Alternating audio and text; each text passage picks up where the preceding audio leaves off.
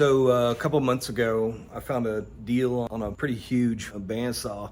Been looking for one for a little while, and I found somebody here in town that was closing down their wood shop. Anyway, we worked the deal out, wound up renting a trailer and kind of going up there and picking it up, and then got it to my house. And we rented a trailer that basically is what it's called is a drop deck trailer. And so it's on like hydraulic actuators. And so you can lower it all the way down to the ground, which made it pretty easy to get to roll off the truck. The bandsaw is somewhere around 2,800 pounds. And so I use an icebreaker to kind of pick up a corner, and then we rolled it down on bars. So that whole process probably took us like 3 or 4 hours just to get it off the truck and get it in. And one of the problems that I was facing at the time is that we were going on vacation for a couple weeks, like starting the next day. And so I really just had to kind of just drop it, get it inside the shop, shut the door. So anyway, I was kind of anxious the whole time I was gone to get back and kind of start working on it. For the most part, it was in really good shape. Didn't have anything wrong with it. I did take it apart, inspected the bearings, and did some other stuff, and just some light maintenance type work. And I found a can of paint that was a pretty close match to what was on there before, and fixed some cosmetic stuff with the idea that eventually I'm going to get it into place, and I don't really want to have to mess with it after that. So I took the wheels off, and in the process of doing that, I tested it using my rotary phase converter. It's a 3-phase bandsaw. It uses a 5 horsepower motor. And so while I was doing that testing, it started up fine, and it tested fine with the bandsaw wheels taken off of it, meaning the big wheels and tires that hold the band. I took those off because I was considering putting new rubber treads on the tires. And anyway, long story short, finally got it all put back together. Me and my son moved it to its final place, which is right over here behind me. You can see it's a 36-inch Northfield bandsaw, made in the US. It's pretty huge to have in your garage. Like I said, it runs on a 5 horsepower motor. You can see it right there, and it's actually a really big 5 horsepower motor. I mean, it's like 14 inches in diameter. So anyway, I got the wheels back on it, and I plugged the power back in and tried to start it, and it ran for about 3 or 4 seconds and then popped the breaker. And so I was like, oh man, did I mess something up, like where we were moving it?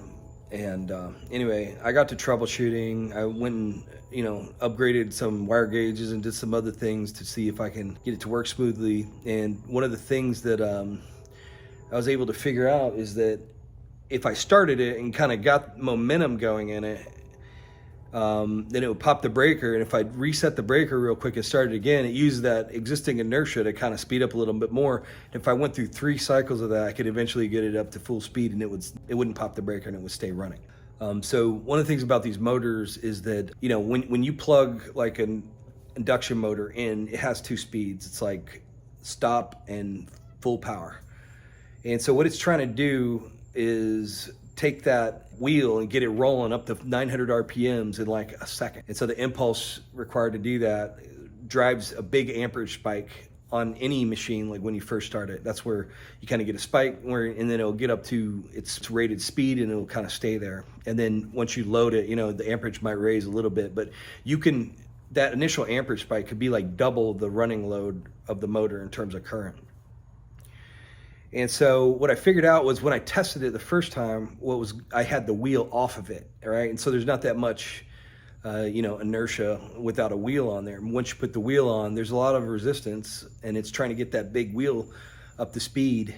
I mean, when I took those wheels off, they're heavy. They're probably 65, 70 pounds, I want to say. I mean, maybe somebody could correct me on that, but they're pretty heavy and difficult to move around. So I can imagine trying to get one up to 900 RPMs probably requires like quite a bit of power. So anyway, the reason why I'm making this video is because I kind of have a little power issue here in my shop, and I thought maybe by talking through this, it might help somebody else. So in my shop, what I have is an outside building. It's an external building. It's about, I guess the wire run from the main house is about 100 feet underground, and there's like a conduit in the ground.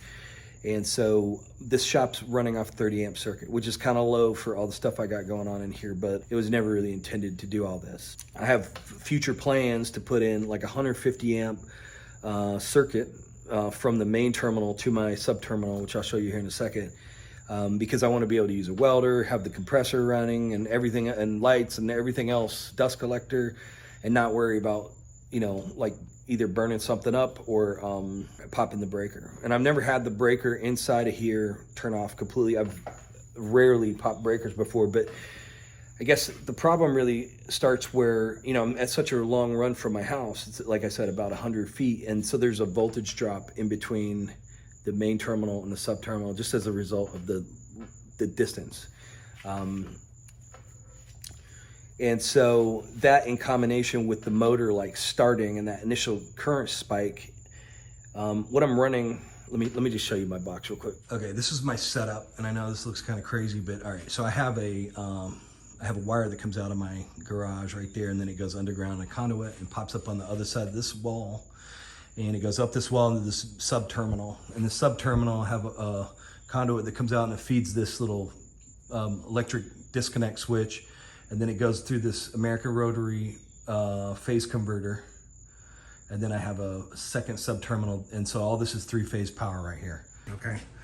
So if you look at the required breaker size for a 5 horsepower motor, it'll tell you 20 amps, and that's the size breaker that I got in here for this. I run a joiner off of this one. I run my lathe, and I have another circuit here that I'm not really using, and then my little generators down there. I need to build a box for that, and so I can keep dust and crap out of it. But okay, this is the setup. Okay, so American Rotary, this is a good company, like pretty high-end equipment. It's one of the best ones you can get, and so I'm not criticizing their hardware at all. But what I think is happening is I'm getting a voltage drop in between the house and here, and so that in combination with that initial voltage or current spike that happens when you start this big wheel running here, it pops the brake. And so I think runs a 5 horsepower motor. What they call the running load of the motor, full load amps is somewhere, I don't know if it's full load amps, but I guess what it's rated for is like somewhere around 13 amps. Okay, but on the startup, it could spike to up to, you know, 27 amps. And then like if you have a long run of wire, you can also drop the voltage. And when you drop the voltage, like your power equations tell you if you have a low voltage, it'll even make your amperage go up higher. So I may be hitting like 32 amps, which is causing that breaker to pop, which is a problem. So, you know, I've kind of encountered that on a couple other things. I have a compressor right here that I run on a variable frequency drive, and I've tried to run it off the rotary phase converter, and there's some reasons why I don't really like doing that, but I have to slow start that motor so that it doesn't pop it. So anyway, I wanted to show this. So what I did is kind of an experiment just to see if I could kind of resolve this problem by adding a variable frequency drive. So I have this all hooked up. This is a 220 volt single phase circuit, 2 115 hot wires coming out of this this cable here, and it goes into this variable frequency drive and feeds these three. This is a hot, and a ground wire. And then I have coming out T1, T2, T3, and these are basically like your 3 phases. And I don't have a ground wire hooked up, and if I keep the setup going, I'll hook a ground wire in.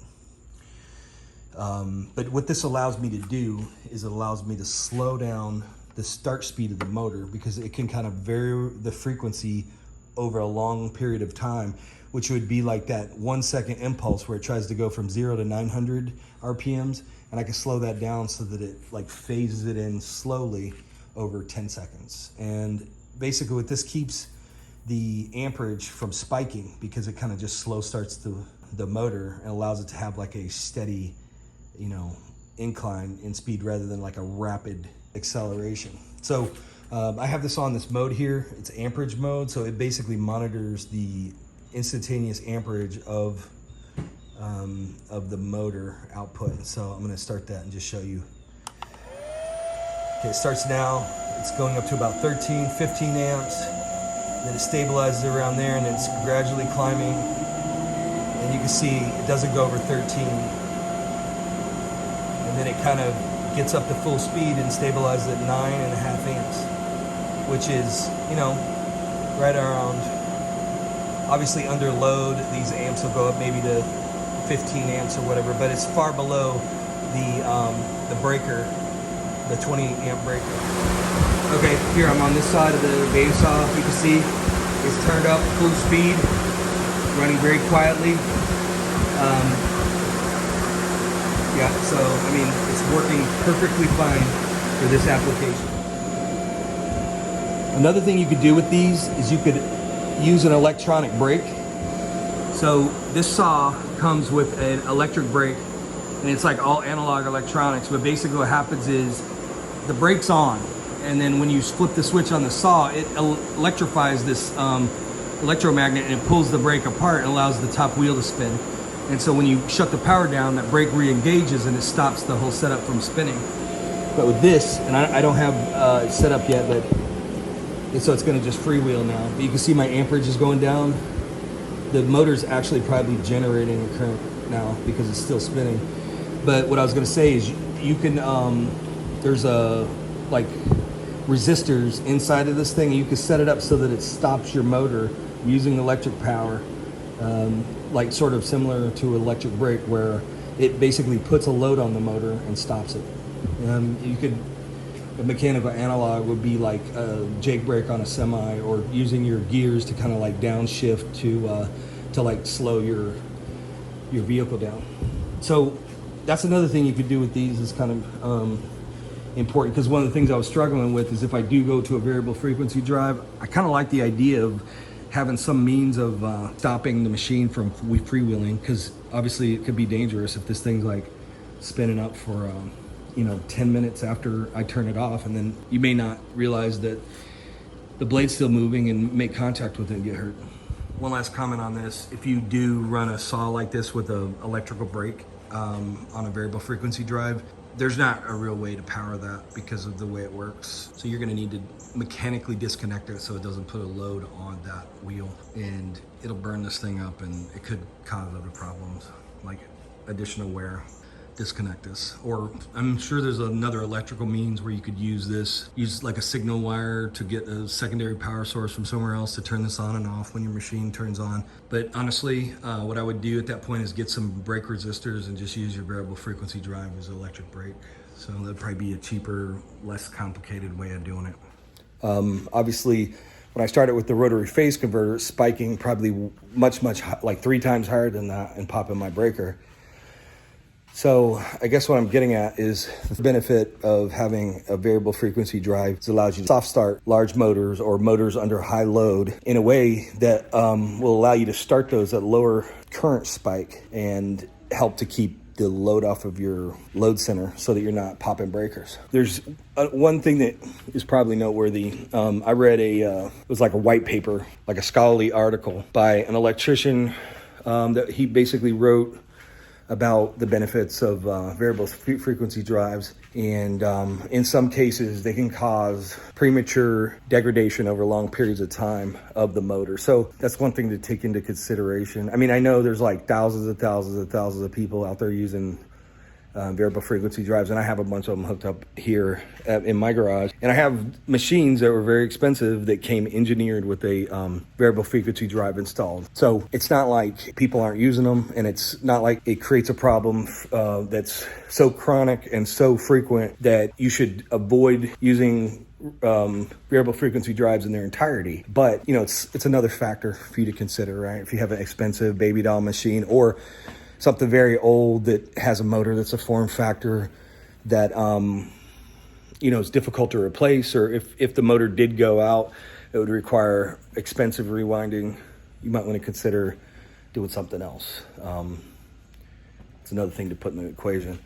But I wanted to share this because I see a lot of people talking about rotary phase converters and variable frequency drives. And, a lot of it is like the vanilla versus chocolate argument. People have used something and had good success with it, and therefore the other thing doesn't work. I'm here to tell you that is just not the case. There's like valid applications for both. Sometimes one makes sense over another. Like, for example, that I gave with the compressor, you don't want to run a compressor off a variable frequency drive unless you just are able to run it continuously, because I think a majority of the people that use compressors want shop air and want it to be at pressure and on demand at all times. And you don't want to have to come in and start a RPC and get your compressor juiced up, which could take, a couple 5-10 minutes if it completely discharges. It's not really just a time efficient to do it that way for that specific example I'm giving. And then there's cases like my lathe where I was trying to explain earlier that it has, like a high, low power switch on it. Let me show you that real quick. This is it right here. So this is like a low, high, low. There's the motor's wound in a way that is almost as if it has two motors. And so I think if you read anywhere, it advises you not to have like multiple motors under load running off the same variable frequency drive. It'll freak the VFD out and it won't know what to do with it, and you'll end up burning it up. So you cannot run a lathe like this with a high-low power switch without having some kind of other, harebrained like switching method where you have to turn everything off. I mean, I could switch low to high, like under power. And so, I don't know if you guys caught that, but I have the chuck key in there. Go ahead and you can rage on in the comments about that. But my point is, this is another situation where a rotary phase converter makes sense where a variable frequency drive doesn't. One of the benefits of a variable frequency drive is you can kind of set the frequency that the motor runs at. So normally motors running straight off the wall, they'll run at 60 hertz. With the variable frequency drive, you could slow a motor down. And there's several reasons why that's something you want to do, like on a belt sander or whatever. You just don't want to turn it on the absolute highest power possible. You want to slow it down a little bit so that so you can kind of, take a light cut or whatever, and you can kind of control machines. I have a Powermatic drill press that came from the company with the variable frequency drive, and it has a knob. And so you could dial in your exact RPMs for your spindle. And so that's beneficial because, there's several ways of creating like that infinitely variable setup mechanically, but there's some reliability and issues, and it also adds complexity to the system. So if you could just speed up or slow down the motor without losing a lot of power, it's kind of a good way to do it. So like if you're drilling steel or something like that, you want the spindle to be turning at, depending on like your drill bit size, but like 55 RPMs or something very, very slowly. And for like wood or something else, maybe you're up closer to 2,000, 3,000 RPMs, depending on what bits you're using and so on. So I guess the point is that, so one benefit of using a variable frequency drive is that you can control the motor speed. You got to be careful when you're doing that though, because like on a Bridgeport, for example, it has a fan inside the motor. And so if you're running the motor at load slowly, because the fan is actually hooked up to the motor spindle, the fan may not be providing enough cooling air to keep the motor cool under load. And so you can burn them up if you do that. And that's one common reason why a lot of people tell you not to use a VFD with the Bridgeport. Just so happens that I run my Bridgeport with the VFD, but I run it at full power. And the reason is because I want to leave it alone and allow the fans to cool as it was designed to do by engineers that understand thermodynamics and know what they're doing. I've known people that have installed secondary fans to make the VFD work so that they get extra cooling so they can run the mill slower. That's great. One of the things is that with the variable frequency drive, you do lose a little power on the low end. And so anyway, you just have to be aware of that and kind of cognizant of what your application is. So I called the guy from Northfield, that kind of the engineer that runs the show over there, and had some conversations about this machine.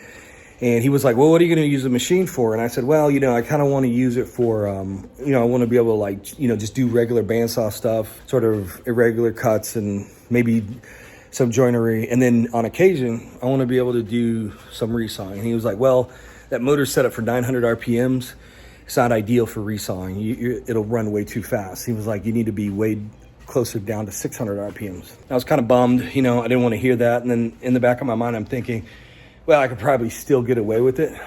But, if you think about this variable frequency drive, I can control the motor speed, and I could turn the motor down by, 25, 30%. And it's probably still has plenty of power for, almost any resaw situation that you can come up with. And so that's a benefit right there too. I'm kind of getting the best of both worlds out of a single machine. Usually they sell the machines like with the higher RPMs for, just regular ripping and stuff like that. And then for resawing, you want to put like 1.5 inch blade on there, and then run the motor very slowly so you can kind of get a smoother cut. I'm thinking pretty seriously about running this off of VFD now, in light of two things that I just said, the startup situation, and it kind of gives a little bit more capability to the saw and allows me to use it for multiple purposes. So something to think about. Solutions, it's all about problem solving. It's all about doing what makes sense in your application.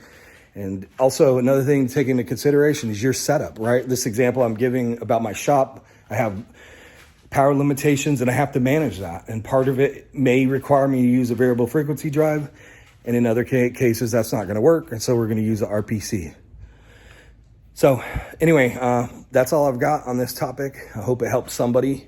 I see a lot of talk on Facebook and all the comment sections, and people just have almost religious views on this and that. And a lot of it's true, but some of it is emotion and ignorance. And so I would recommend that you do some homework, do some reading, try to learn as much as you can, because there's stuff out there that's not true that people like to say. Anyway, I hope this helps somebody out. I know a lot of this is confusing, and it's not something that people like regularly do. So there's a very small community of people that are even messing around with any of this. So, all right, happy Sunday. I'm out.